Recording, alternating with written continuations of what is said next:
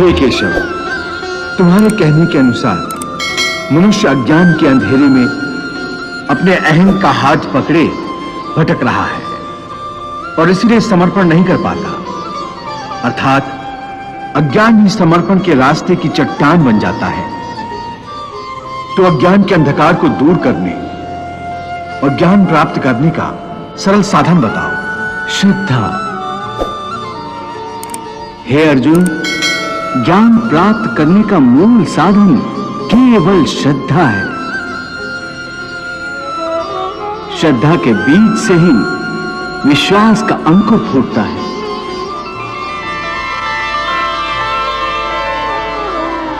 और आस्था का पौधा लहलहाने लगता है। फिर इसी पौधे पर ज्ञान के फूल खिलते हैं।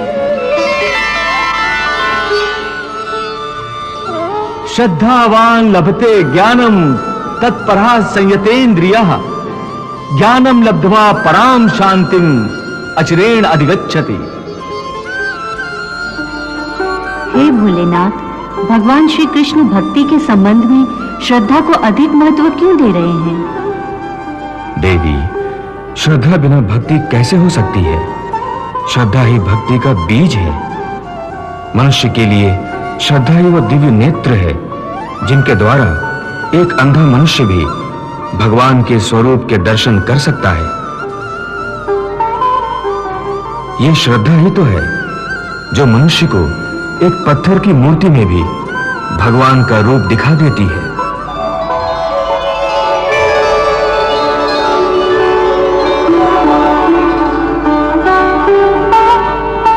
जैसे मेरे श्रद्धावान भक्त को शिवलिंग में मेरा ही रूप दिखाई देता है।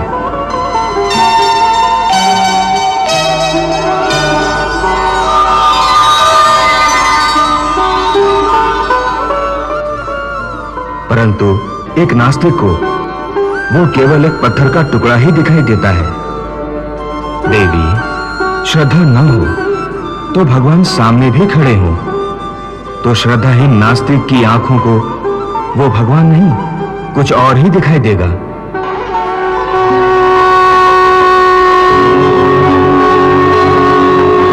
फिर न श्रद्धा होगी और न भक्ति। श्रद्धा वो सीधा और सरल रास्ता है जो मनुष्य को प्रेम शांति की ओर ले जाता है।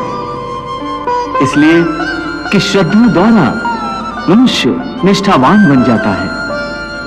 और जिस मन में श्रद्धा नहीं होती वो मन संशय और शक के अंधेरों में इस प्रकार भटक जाता है कि उसे ना तो इस लोक में सुख का रास्ता मिलता है और न परलोक में उसे शांति प्राप्त होती है। जिस मन में श्रद्धा नहीं होती वहां शंका होती है। जैसे जहां उजाला नहीं होता वहां अंधेरा नहीं होता। न श्रद्धा होगी न आस्था होगी तो मनुष्य आस्तिक नहीं रहेगा, नास्तिक बन जाएगा और वो कदापि सुखी नहीं हो सकता। हे अर्जुन, संशय के अंधकार को ज्ञान के प्रकाश से जो नष्ट कर देता है और ज्ञान द्वारा प्राप्त बुद्धि की प्रेरणा से अपने आप को समर्पित कर देता है, उसे कर्म नहीं बांध सकते। इसलिए हे पार्थ, अज्ञान के कारण जो संशय तेरे हृदय में उत्पन्न हुए हैं उन्हें ज्ञान और विश्वास की तलवार से काटकर अपने कर्म रूपी युद्ध के लिए कमर बांध कर खड़ा हो जा।